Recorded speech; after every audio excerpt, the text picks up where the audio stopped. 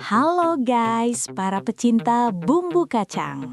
Yo, coba lo pikir, makanan apa yang go-to banget kalau lo lagi pengen makan sayur tapi versi nendang? Pasti jawabannya gado-gado. Si salad nasionalnya Indonesia. Sayuran rebus, kentang, toge, kacang panjang, tahu, tempe, telur rebus, terus dibanjirin pakai saus kacang yang creamy, ditaburin bawang goreng, plus kerupuk udang. Gila, comfort food level dewa. Kita makan ini dari kecil, tapi pernah nggak sih lo mikir, tunggu dulu, ini makanan se-Indonesia ini asalnya dari mana? Siapa penemunya? Dan kenapa namanya gado-gado?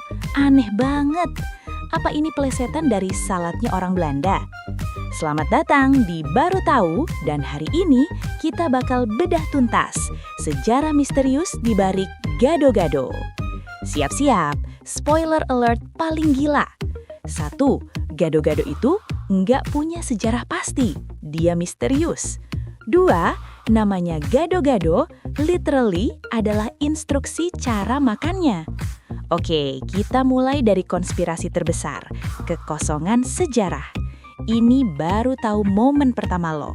Coba lo cari, penemu gado-gado. Nggak ada. Cari tahun diciptakan, nggak ada juga. Beda kayak rendang yang jelas dari Minang atau gudeg yang jelas dari Jogja. Gado-gado itu anak hilang. Nggak ada naskah kuno atau prasasti yang nyebutin gado-gado. Ini bukan makanan ritual kayak urap yang dari Majapahit. Terus dari mana dia? Ada 3 terduga utamanya. Terduga 1, orang Betawi, Jakarta. Ini teori paling masuk akal. Gado-gado dianggap makanan khas Betawi. Di Jakarta ada kampung gado-gado. Tapi ini bukan berarti orang Betawi yang nemuin 100%. Kenapa? Karena Betawi, Batavia, itu adalah kota pelabuhan. Terduga 2, pengaruh Tionghoa. Ini teori paling kuat. Batavia adalah melting pot atau tempat campur aduk budaya. Siapa masternya saus kacang? Orang Tionghoa. Lo lihat sate pakai bumbu kacang, pengaruh Tionghoa. Lo lihat spring roll atau lumpia Vietnam, cocolannya saus kacang. Kemungkinan besar gado-gado adalah evolusi dari salad sayur rebus ala Tionghoa Nusantara yang dikawinin sama saus kacang yang populer di Batavia. Terduga 3, pengaruh Portugis. Ini teori lemah, tapi ada. Katanya gado-gado itu terinspirasi sama salad bule atau Eropa Portugis yang dibawa ke Batavia. Tapi salad bule pakai dressing minyak atau mayones, jauh beda. Kalau bener pun, ini pasti udah dinusantarain 1000%, diganti jadi bumbu kacang. Jadi, gado-gado adalah anak misterius yang lahir di melting pot Batavia. Bagian 2, apa arti gado-gado? Nah, kalau sejarahnya misterius, namanya jelas banget. Ini baru tahu momen kedua lo. Nama gado-gado itu punya 2 arti yang jenius. Arti pertama, reduplikasi, campur-campur. Gado itu artinya campur. Gado-gado, kata ulang, artinya campur-campur atau aneka ragam. Ini deskripsi harfiah, salad yang isinya campur aduk.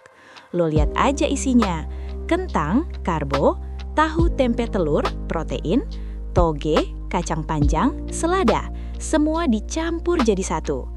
Arti kedua, ini yang paling keren, dimakan tanpa nasi. Di bahasa Indonesia dan Betawi ada kata kerja menggado. Artinya apa? Makan lauk pauk tanpa nasi. Lo makan rendang doang, gadoin rendang. Lo makan sosis doang, gadoin sosis. Jadi, gado-gado adalah makanan yang idealnya dimakan tanpa nasi. Kenapa? Karena di dalamnya udah ada karbohidratnya, yaitu kentang rebus atau lontong. Gila kan? Namanya adalah buku manualnya. Bagian 3, perang saudara bumbu kacang. Oke, gado-gado misterius dari Jakarta. Terus apa bedanya sama kembarannya yang lain? Pecel dan karedok. Ini baru tahu momen ketiga lo. Mereka beda total.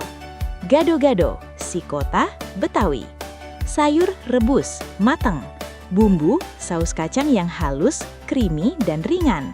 Bahan rahasia, sering pakai santan encer biar creamy dan kadang ebi.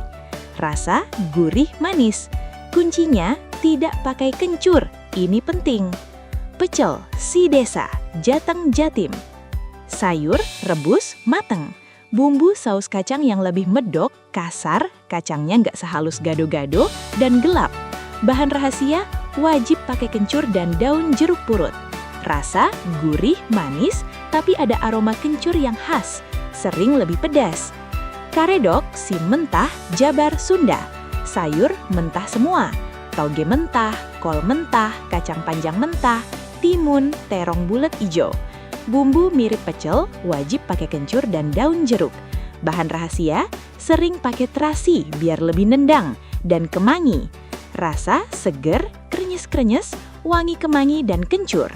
Kesimpulannya, gado-gado adalah anak misterius dari perkawinan Tionghoa Betawi di Batavia. Namanya berarti campur aduk dan makan tanpa nasi.